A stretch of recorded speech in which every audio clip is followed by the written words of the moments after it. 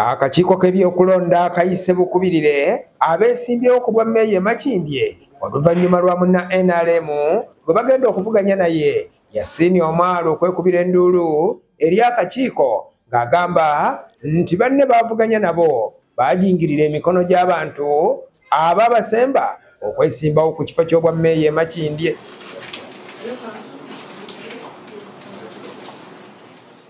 Yasin Omaro okusinziira ku kwemulugunya kwe agamba nti yeewuunya okulaba ng'abantu abaamuwa emikono gye yatwala mu kakiiko ate emikono gye gimu ne baavuganya nabo baagikozesa era nabo akakiiko ne kabasemba okwesimbawo.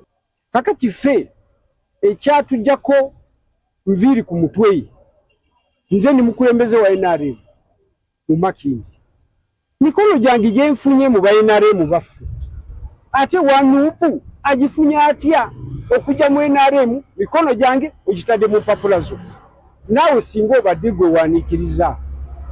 Mu mateeka ga NRM gaffe abo abaakola ekyo tulina kubagoba mu pate.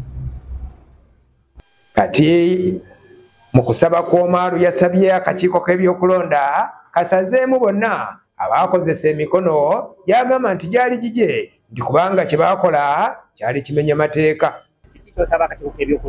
Nsaba bano bonna baabadde wano bonna wabagye mu kimuleesi. Ate tekimala n'abali basigadde njagala empapula kubanga tebazimpa nzikebere. Bwe nsanga bonna tebalina mpapula era nja kuyita n'opposite kye njagala. Sebo njagala kuyita n'opposite okonoona ssente zaaki nvuganya n'abantu tebalina mikono.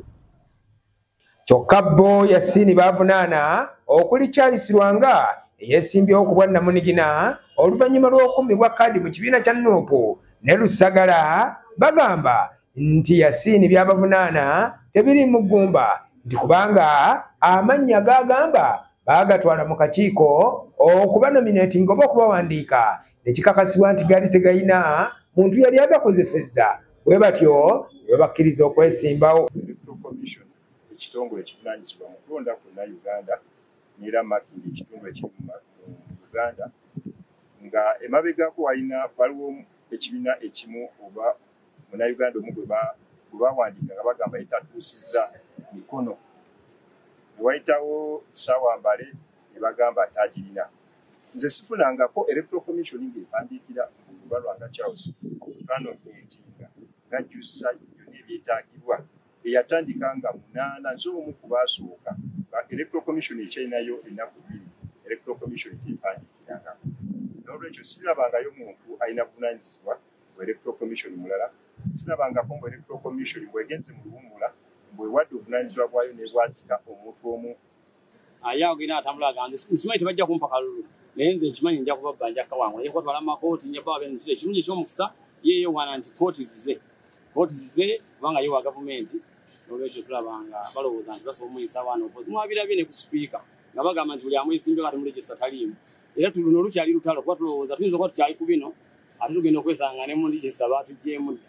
Kale bannayuganda muzuukuke buli omu waali abeeko kyakola alabe eggwanga lyaffe atuliseeku.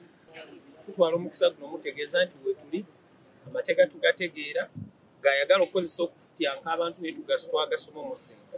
Eddoboozi ly'abantu ba Makindye tagenda kulituulako. Lusagala John Bosco yanominatingibwa mu mateeka bano omusango balabise nga baguze eri akakiiko nga bagamba nti kyekiseera kayimirire ku magulu gaako n'omugongo kasalewo ekituufu.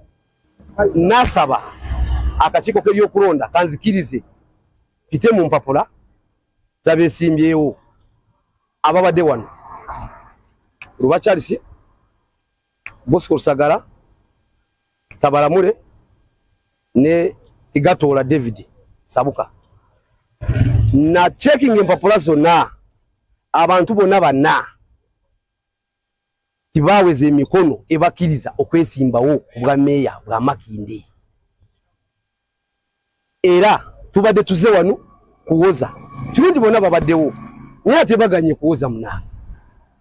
Mwami Yasin Omaro yawaabidde ate naddala nze nganzi bakintadde ko nti nasayini ku babiri ekintu ekitali kituufu buli muntu yenna gwe nawa omukono manyi era nkakasa nga nawa mwami Lubalwa nga kyasawako mulala ng'ejja kuvuganya ku bwameeya amalira biseera ye omwogezi w'akakiiko k'ebyokulonda Julius Mucunguzi agambye nti akakiiko kamaliriza enteekateeka zonna ez'okuwuliriza okwemulugunya kwa bano oluvannyuma lw'okubabuulira ekigenda mu maaso n'ensisinkano ya leero ng'ewedde bagenda kubanga batandika okuwuliriza ensonga zaabwe essaawa yonna.